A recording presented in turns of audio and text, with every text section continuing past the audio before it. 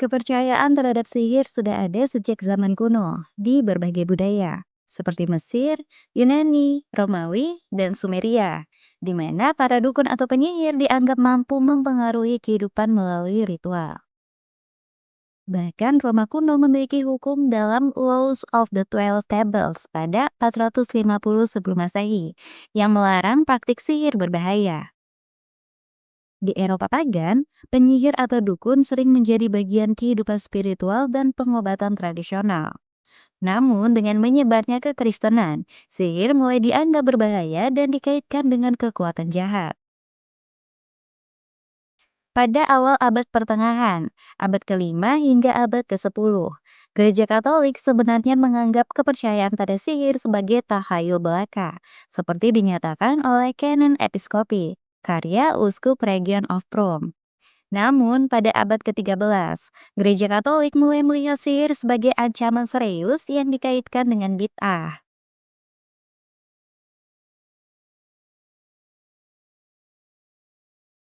Paus Gregorius IX membentuk Inkuisisi Kepausan pada tahun 1233 untuk memburu bid'ah, dan inkuisitor mulai menghubungkan bid'ah dengan praktik sihir.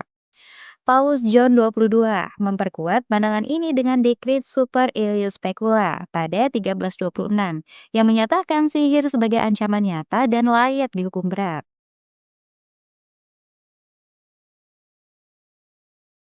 Puncak perburuan penyihir terjadi setelah diterbitkannya Malleus Maleficarum atau Palu para Penyihir pada tahun 1487 oleh Heinrich Kramer dan Jacob Sprenger.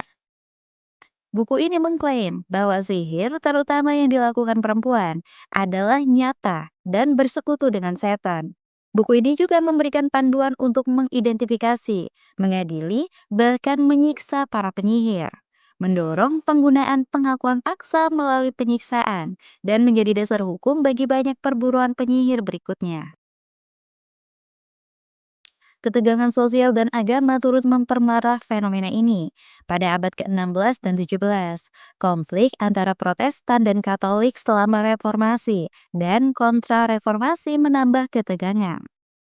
Selama krisis sosial seperti Little Ice Age atau kelaparan, wabah penyakit, termasuk Black Death, dan perang mendorong masyarakat mencari kambing hitam. Di sisi lain, hukum formal seperti Witchcraft Act pada 1563 di Inggris mempermudah eksekusi terhadap tuduhan sihir. Sepanjang sejarah, banyak kasus perburuan penyihir terjadi di berbagai belahan dunia. Tetapi beberapa di antaranya menjadi sangat terkenal karena skala eksekusi, metode brutal, dan dampaknya yang besar, bahkan di Indonesia.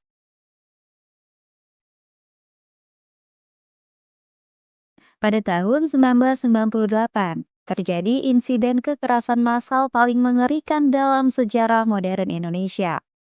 Dalam peristiwa ini, ratusan orang yang dituduh sebagai dukun santet dibunuh secara brutal. Berikut adalah beberapa kasus perburuan penyihir paling terkenal di dunia. Mari kita bahas semuanya di Ensiklopedia Halaman Tengah, ilmu pengetahuan yang tidak terbatas pada bahasa dan akal.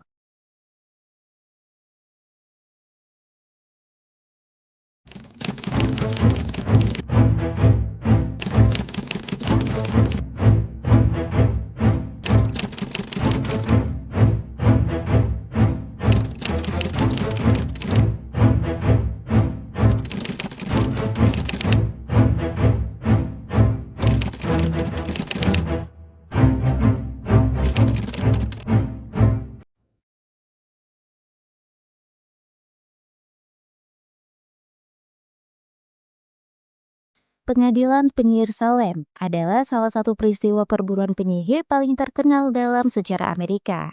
Terjadi di Salem, Massachusetts antara Februari 1692 hingga Mei 1693. Kasus ini menyebabkan lebih dari 200 orang dituduh sebagai penyihir, 30 orang dihukum, dan 20 orang dieksekusi, termasuk 19 yang digantung dan satu yang dihancurkan dengan batu. Peristiwa ini didorong oleh ketakutan terhadap sihir ketegangan sosial, dan pengaruh agama Puritan yang ketat, menjadikannya simbol histeria massa, penyalahgunaan kekuasaan hukum, dan ketidakadilan sosial. Pada akhir abad ke-17, Salem terbagi menjadi dua wilayah utama. Salem Town sebagai pusat perdagangan yang kaya dan modern, serta Salem Village atau sekarang Danvers, sebuah komunitas agraris yang lebih konservatif dan religius. Ketegangan antara kedua wilayah ini memicu konflik sosial.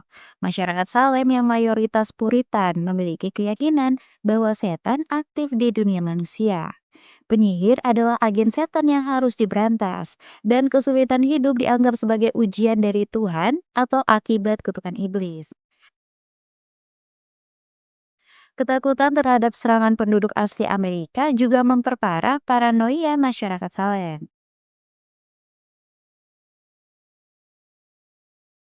Histeria dimulai pada Januari 1692 ketika beberapa gadis, termasuk Betty Paris dan Abigail Williams, mulai menunjukkan gejala aneh seperti kejang, berteriak histeris, dan mengaku melihat bayangan setan. Ketika dokter tidak menemukan penyebab medis, mereka menyimpulkan bahwa gadis-gadis ini dikuasai oleh sihir. Tekanan terhadap mereka menghasilkan tuduhan kepada tiga wanita.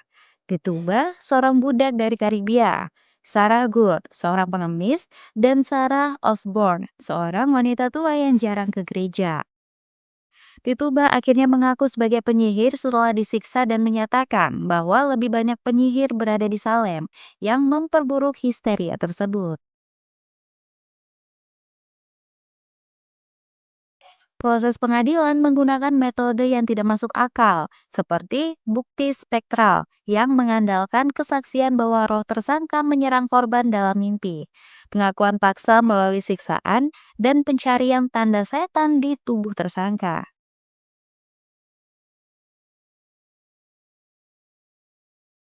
Salah satu kasus terkenal adalah Giles Corey yang dihancurkan dengan batu karena menolak mengaku atau membela diri.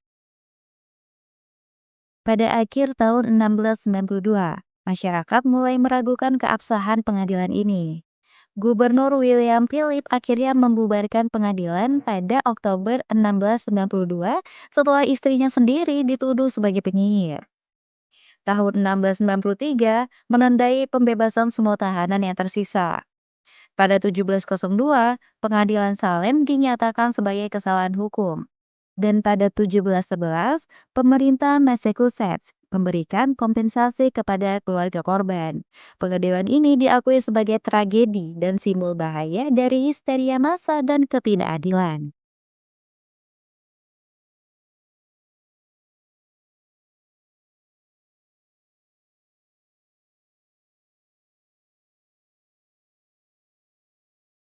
Perburuan penyihir Trier pada 1581 sampai 1593 adalah salah satu perburuan penyihir terbesar dan paling brutal di Eropa.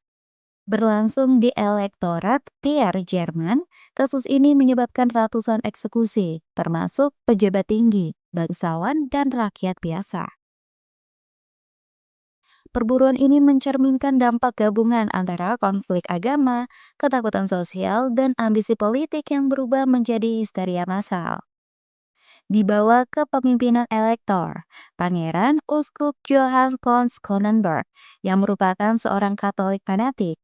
Wilayah ini menjadi tempat subur untuk melancarkan perburuan penyihir dalam skala besar. Kekristenan Katolik Roma berusaha memperkokoh kekuasaannya setelah Reformasi Protestan dan hukum Carolina Code pada 1532 memberikan dasar hukum untuk eksekusi penyihir di Kekaisaran Romawi Suci, meskipun penerapannya bergantung pada kebijakan lokal.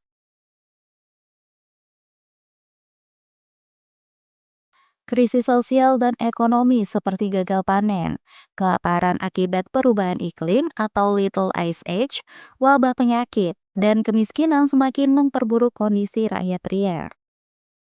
Situasi ini menciptakan kebutuhan untuk mencari kambing hitam, dan sihir dijadikan alasan atas penderitaan masyarakat. Desas-desus mulai menyebar pada tahun 1581 bahwa penyihir bertanggung jawab atas panen gagal dan cuaca yang buruk. Tuduhan pertama diarahkan kepada beberapa wanita miskin yang mengaku dibawa penyiksaan dan menyebut nama orang lain, sehingga memicu gelombang penangkapan. Johann von Schonenberg menggunakan momentum ini untuk mengonsolidasikan kekuatan politik dan keagamaan dengan memburu dan menyingkirkan semua yang dianggap sebagai ancaman. Pengadilan di Trier tidak adil, menggunakan bukti spektral, pengakuan paksa melalui penyiksaan, serta pencarian tanda iblis di tubuh tersangka. Metode penyiksaan brutal seperti Rex, Strapado, bot torture, dan thumbscrew sering digunakan, mengakibatkan banyak tersangka meninggal sebelum mencapai eksekusi formal. Mereka yang bertahan seringkali dibakar di tiang panjang. Perburuan ini mengakibatkan lebih dari 368 orang tewas, termasuk banyak pejabat tinggi, bangsawan, akademisi, dan rakyat biasa. Tidak seperti kasus-kasus lain yang sering menargetkan wanita miskin, perburuan di Trier juga menyerang kalangan elit, seperti Dierik Veit, seorang hakim tinggi yang awalnya meragukan perburuan penyihir, hingga cendekiawan Universitas Trier. Namun pada awal 1590-an, beberapa tokoh masyarakat mulai meragukan logika di balik eksekusi massal ini, dan ketakutan terhadap penyihir berkurang saat kondisi ekonomi sedikit membaik. Kaisar Kekaisaran Romawi Suci akhirnya turun tangan pada tahun 1593 untuk menghentikan perburuan yang mengacaukan pemerintahan lokal dan ekonomi. Ketika Johann von Schonenberg meninggal pada 1599, perburuan di Trier benar-benar berakhir. Peristiwa ini memiliki dampak besar, baik sosial maupun ekonomi, termasuk kehancuran keluarga kaya, penurunan kualitas akademik Universitas Trier, serta menurunnya kepercayaan terhadap otoritas gereja dan pengadilan.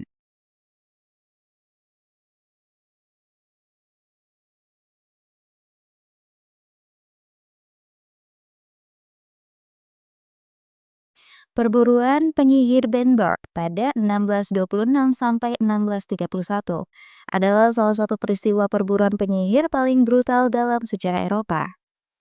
Berlangsung di Bernburg, Jerman, yang saat itu menjadi bagian dari Kekaisaran Romawi Suci. Perburuan ini menyebabkan lebih dari 100 Perburuan ini menyebabkan lebih dari 1.000 orang dieksekusi, melibatkan pejabat tinggi, bangsawan, dan rakyat biasa. Bamberg berada di bawah kekuasaan Uskup Pangeran Johann Georg II, seorang penguasa fanatik yang mendukung perburuan penyihir. Ia bahkan membangun Maleficeus, penjara khusus bagi tersangka penyihir, di mana para korban disiksa sebelum diadili dan dieksekusi. Proses perburuan di Bamberg sangat terorganisir, dimulai dengan penangkapan massal yang seringkali tidak adil. Tuduhan sihir sering dilemparkan kepada wanita, bangsawan kaya, pedagang sukses, hingga pejabat pemerintah yang dianggap sebagai ancaman. Di Maleficeus, para tersangka mengalami penyiksaan brutal untuk memaksa pengakuan. Metode penyiksaan mencakup rak atau derek. Strapado digantung dengan tangan terikat di belakang. Boot torture, kaki dihancurkan, iron spikes, paku besi di bawah kuku, hingga water torture, pemaksaan minum air berlebihan. Dalam kondisi seperti itu, banyak korban akhirnya menyebut nama orang lain untuk menghentikan siksaan, memicu efek domino yang memperluas lingkaran penangkapan. Lebih dari 1.000 korban dieksekusi. Sebagian besar adalah wanita, meskipun banyak pria dari kalangan atas juga menjadi sasaran, termasuk Johannes Julius, wali kota Bernburg yang menulis surat menyentuh kepada anaknya sebelum dieksekusi. Serta George Hahn, seorang hakim yang mulai meragukan perburuan tetapi kemudian ditangkap dan dibunuh bersama keluarganya. Perburuan penyihir di Bamberg mulai mereda pada awal 1630-an, ketika kritik terhadap kebrutalan peristiwa ini semakin meluas. Tuduhan yang mulai mengarah pada kalangan pejabat tinggi membuat orang mempertanyakan keabsahan sistem ini. Kaisar Ferdinand II dari Kekaisaran Romawi Suci mengirim inspektur kekaisaran untuk menyelidiki kasus tersebut pada 1631. Banyak korban dibebaskan dan beberapa pejabat pengadilan dihukum atas keterlibatan mereka.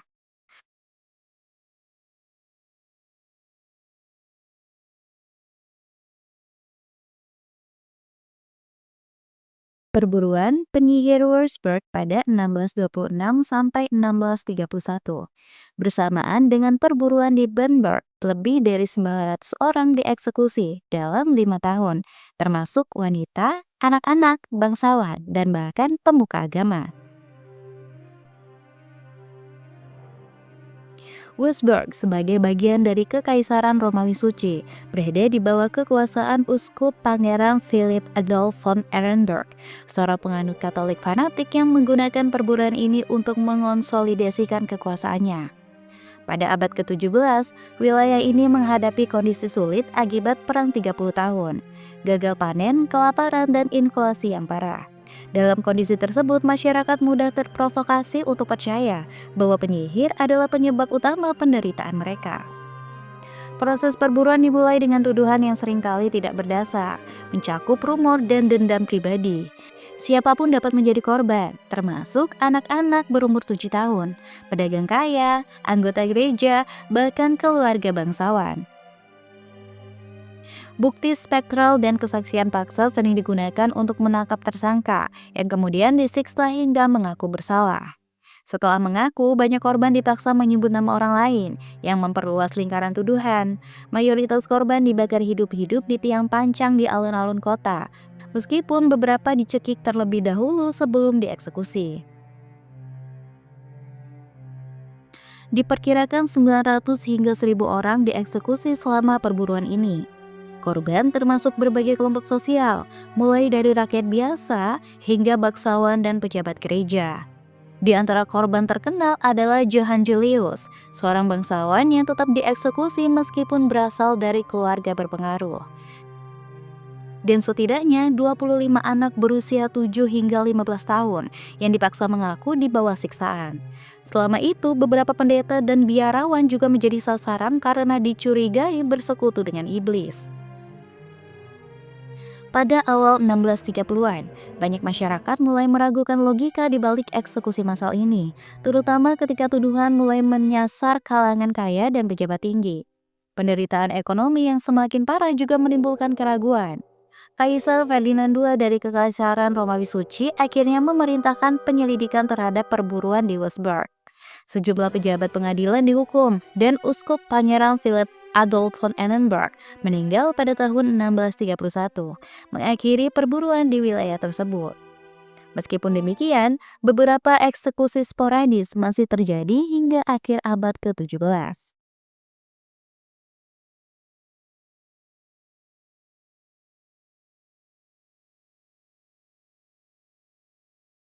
Perburuan dukun santet di Banyuwangi, Jawa Timur yang berlangsung pada tahun 1998 sampai 1999 adalah salah satu insiden kekerasan massal paling mengerikan dalam sejarah modern Indonesia.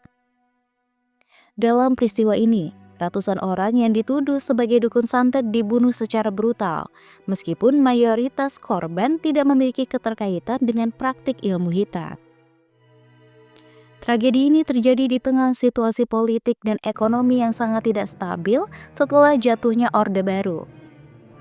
Pada 1997 sampai 1998, Indonesia mengalami krisis moneter besar-besaran yang memicu inflasi tinggi, pengangguran, dan ketidakstabilan sosial. Diperparah dengan lengsernya Presiden Soeharto pada Mei 1998. Reformasi yang diharapkan membawa perbaikan justru diwarnai kekerasan sosial akibat keresahan masyarakat. Kepercayaan masyarakat terhadap santet dan ilmu hitam, terutama di pedesaan Jawa Timur, semakin memperburuk situasi. Dalam budaya lokal, dukun sering disalahkan atas musibah seperti kematian mendadak, penyakit misterius, atau gagal panen. Rumor dan desas-desus seringkali memicu histeria, menjadikan orang tua atau mereka yang dianggap berbeda sebagai target. Insiden bermula di Banyuwangi pada pertengahan 1998, ketika beberapa orang yang dicurigai memiliki ilmu hitam dibantai oleh massa. Peristiwa ini kemudian meluas ke daerah lain seperti Jember, Bondowoso, Situbondo, dan Lumajang. Pada puncak histeria di akhir 1998 hingga awal 1999, pembunuhan terjadi hampir setiap malam dengan cara-cara brutal, seperti korban dibakar hidup-hidup, dipenggal, atau dibantai menggunakan senjata tajam. Tanpa proses hukum atau bukti konkret, siapa saja yang diduga sebagai dukun santet dapat menjadi target, termasuk dukun pengobatan tradisional, petani, dan bahkan orang yang hanya memiliki konflik pribadi dengan tetangganya. Kekerasan ini tidak hanya terjadi di Jawa Timur, tetapi juga menyebar ke Jawa Tengah dan Bali, dengan perkiraan total korban tewas lebih dari 100 orang, meskipun angka pastinya sulit dipastikan. Sebagian besar pelaku kekerasan adalah massa anonim yang terprovokasi oleh histeria kolektif. Namun, ada laporan bahwa kelompok misterius berpakaian hitam kemungkinan terdiri dari preman, milisi, atau bahkan oknum aparat juga terlibat dalam beberapa kasus. Aparat keamanan berusaha mengendalikan situasi, tetapi pemburuan tetap meluas secara sporadis. Beberapa pelaku berhasil ditangkap dan dihukum, tetapi banyak yang lolos dari jerat hukum. Dugaan keterlibatan oknum aparat menambah kompleksitas peristiwa ini. Ketakutan terhadap dukun santet masih bertahan di beberapa daerah, meskipun pemerintah kemudian meningkatkan kampanye edukasi untuk mengurangi keyakinan terhadap ilmu hitam.